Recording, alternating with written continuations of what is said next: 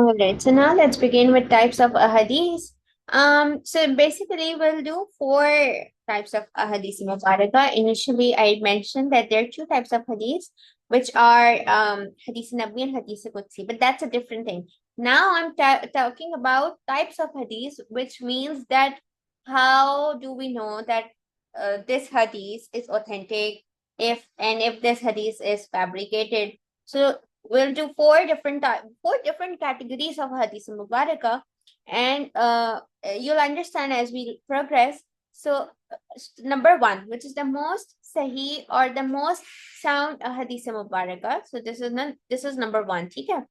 And usually a 10-mark questions come on this because there's a lot that we can write in this question. So the first category of hadith mubarak is sound or sahih hadith, which is a term that is used to describe any ahadith mubaraka whose accuracy is beyond question, meaning that we cannot question the accuracy of this ahadith mubaraka. It's the most authentic one. And how do we know it's authentic? We'll talk about it.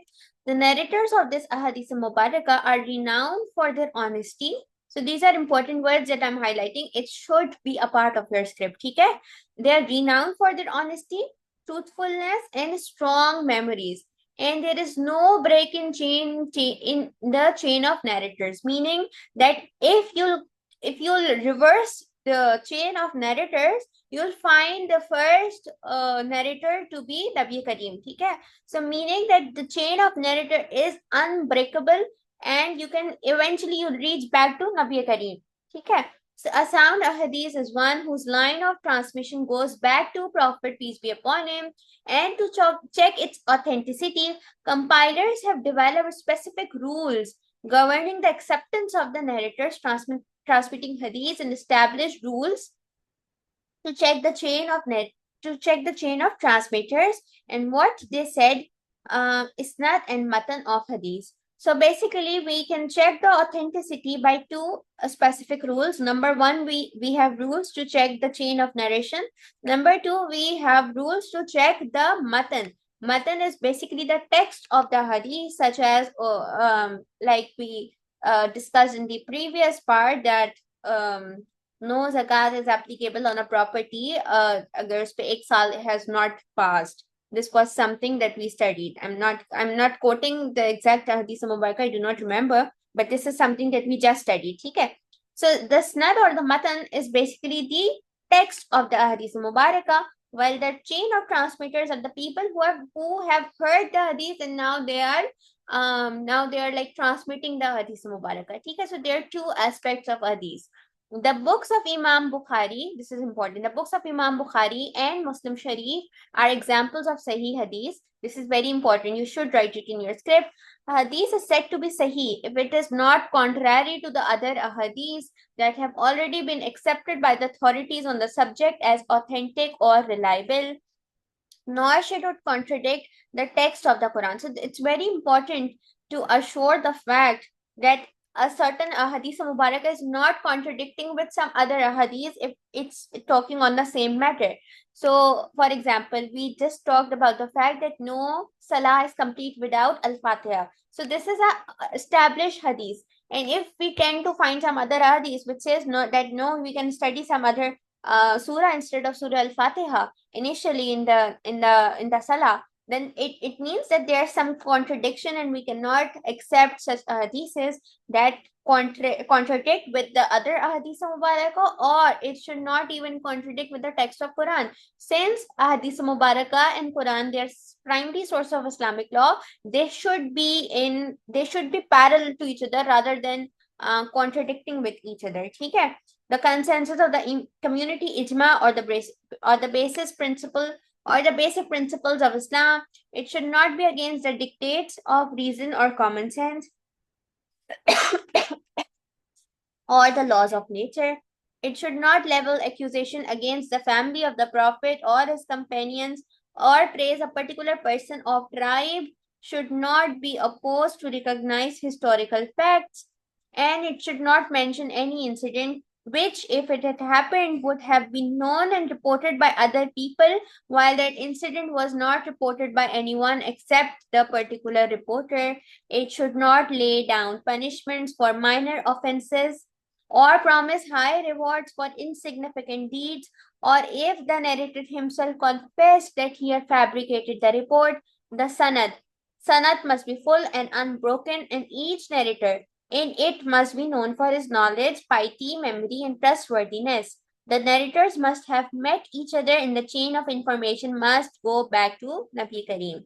So basically, there are two aspects of checking a Hadith Mubarakah. Number one is matan, number two is sanad. Sanad is basically the chain of transmitters which should originally go back to Nabi Kareem, while the matan should follow certain rules and regulations, that it should not go against our common sense. It should not praise a particular person of a tribe, or it should not oppose historical facts, meaning that all the incidents are known to us, okay, because of historical facts.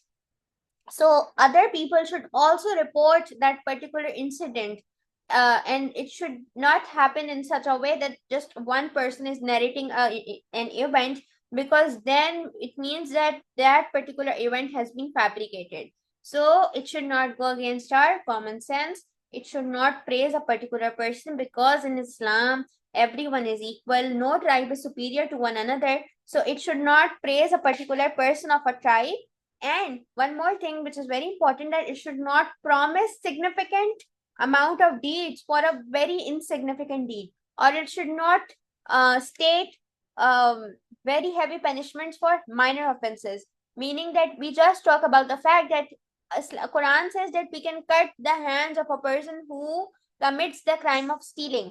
But now with the help of Ahadith Mubarakah, we now know that how much hands are we supposed to cut.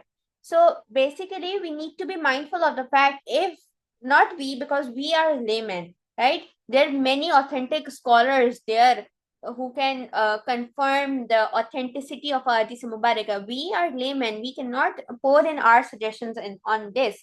But there are certain rules and regulations that these scholars have followed in order to compile these books of Imam Bukhari and Muslim Sharif. So these are the authentic hadiths. And how do we know that they are authentic? Because they have followed the rules and regulations established by the authentic scholars and by the religious scholars. Okay. So the sanad means the chain of transmitters consists of those narrators who met the person relating a hadith and the person to whom they related it. So basically, if, for example, all these narrators should have met each other when they are transmitting a hadith mubarakah, and the chain of transmission should be unbroken. The narrator should be at an age which they could understand the importance of what they had heard. The report of a child or insane person would not be accepted. The narrator must be a Muslim. The higher the qualification of a narrator, the greater the authority of a tradition reported by him. So these are certain rules and regulations that should be followed if we are checking the sanad of a hadith. Basically, that the person who is narrating that ahadith mubarakah, he should be an adult Muslim, and he should have higher qualifications, because the higher the qualifications, the greater the authority, and he should not be a mad or insane person. So these are important things that we need to be mindful of while transmitting ahadith mubarakah. Next ahadith category is weak or zaif hadith, and it means that these are those ahadith mubarakah whose truthfulness in both text and transmission is not beyond question. Though their authenticity is not proven, they are not rejected altogether. Hadith could be weak for many reasons. For example, one of its narrators could may not be well known for his piety or reliability, but the compiler has no evidence that would question the narrator's character. The narrator could have a less than perfect memory, and his truthfulness was never questioned. Weakness of hadith could be due to interruption in the sanad. If he had not met the person he was supposed to be narrating from, or there was a weakness in the text or the sanad, then the hadith was said to be weak or zaif hadith. So this is exactly what you'll write if the question comes on different categories of hadith mubaraka, that zaif hadith or weak hadith is when the narrators have a less than perfect memory, or they are not known for their piety or reliability, but there's no evidence of that there's no evidence that we could question their character, but there must be some sort of weakness in the matan or in the snad. So basically now at this point we're talking about sanad, that there is some sort of weakness in the sanad, but we cannot reject these ahadith mubaraka altogether. Okay. Next ahadith type is fabricated hadith, when a saying or action was attributed to Nabi Kareem, which he had said or done, then the hadith was said to be fabricated. So this is very easy to understand. And so this is now the structure of hadith. So basically with this, we have completed types of hadith. We'll talk about sound hadith, we'll talk about weak, we'll talk about fabricated. That fabricated is the one that any action was attributed to Nabi Kareem when he had not done it. Okay, so this is a completely fabricated hadith. Now we are moving towards the structure of hadith. We already did a part of it, that these has two parts. Sanad is the chain of narrators, while matan is the text. That what Nabi Kareem has exactly said, it's the matan. Okay, so sanad is the chain, matan is the text. Each of these parts is of equal importance to the traditionalists, who treat and consider traditions with one and the same sanad and different texts, as well as traditions with identical texts and different sanads, as entirely independent traditions. Okay, so basically it's a very difficult paragraph, but what you can say while writing about the structure of hadith mubaraka is that each hadith has two parts, sanad and matan. Sanad is basically the chain of transmitters, and matan is the text of this hadith mubaraka. Okay, so instead of writing the solid English that's written in this paragraph. Okay, so now the first part of hadith consists of chain of names or chain of narrators. These are the series of authorities who are called narrators or transmitters of hadith, and the Arabic word for chain of transmitters or for narrators is muhaddithin. Okay, so if you want to write this word, it's a good word, you can add it. This is called sanad, which means support, because it is the authority for the genuineness of hadith. These authorities can be as few as 1, 2, 3, or even 4, 5, and 6, depending on how far the compiler's time was from Holy Prophet. Imam Malik, for example, in some ahadith related from his teacher Nafi, who related from his teacher Abdullah bin Umar, who heard it from the Holy Prophet, the traditionalists attached great importance to sanad and considered it as an indispensable part of every tradition. In order to ascertain the value of the various sanad, they even produce a vast literature on the point of transmitters. So basically, it's very important to be mindful of the muhaddithin. And muhaddithin, the chain of narrators could be like just 1, 2, 3, 4, 5, 6. And it basically depends that whether the compiler of the Hadith Mubarakah, in which year was he born. If it's very far from the time of Nabi Karim, then there will be many transmitters, right? Because there must have been so many people in between. But it could be one as well, because for example, Abdullah bin Umar, you need to write this example, that Abdullah bin Umar directly heard it from Nabi Karim. But Imam Malik heard it from his teacher Nafi, who heard it from his teacher. So basically, Muhaddithin chain could be as long as 6, 7, or it could be as small as 1. Okay, it depends it depends on the fact that when was the compiler of the Hadith Mubarakah was born. And there are certain rules to check sanad. So these are very important rules. And you'll be supposed to write it when you'll talk about the structure of Hadith Mubarakah, that how can we check sanad, or how can we check the chain of transmitters. That line of narrator had to be checked to see that it went back to Nabi Kareem. The narrator had to be known for his piety, sound memory, integrity. The fewer the narrators in a chain, so this is very important, that the fewer the narrators in a chain, the stronger the hadith was, and there was less chance of misinterpretation. So basically, that hadith is considered to be the most strongest one, in which the chain of narrators is small. If the chain of narrators is very wide, then there could be a chance of misinterpretation. And the sciences of Ilm al-Hadith was developed to scrutinize the narrators and their teachers in detail.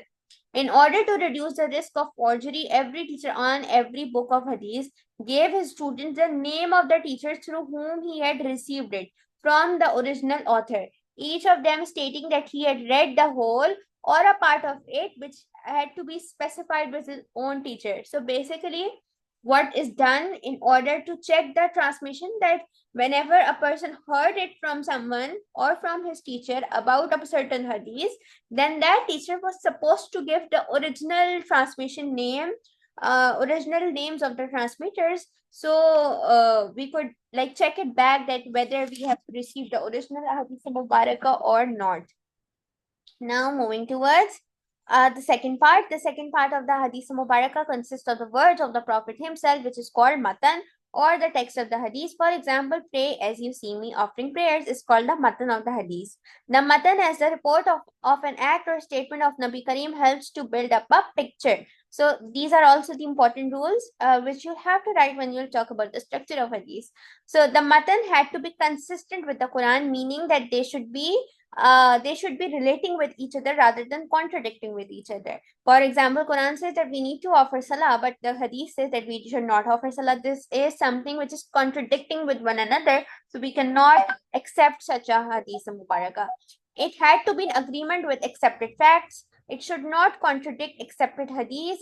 It should not be against common sense or logic. It should not praise a particular tribe or place. I just mentioned the reason that in Islam, everyone is equal. Okay, so any hadith should not praise a particular person, a particular tribe, or particular place, because everyone is equal in the sight of Islam. A hadith that went against the Prophet or his family is also rejected. That any hadith mubarakah should not go against Nabi Kareem or his family, and such a hadith mubarakah rejected. So these are very important rules to check matan and to check sanad, and you need to memorize them by heart, because this is a very important question, and it meaning we can write as much detail as it's written in the site as well. So you need to memorize all of the rules. Okay, all right. So we'll do collection of ahadith because it's slightly more technical, and I know you'll be lost when we'll do tabatabain and tabal tabain. It's slightly technical, and then we will be left with sources of Islamic law. So we'll do both of these parts. We just have two more subtopics, and then we'll finish this topic inshallah by tomorrow. So till then, take care and jazakallah khair for joining. Allah Hafiz, miss. Allah Hafiz.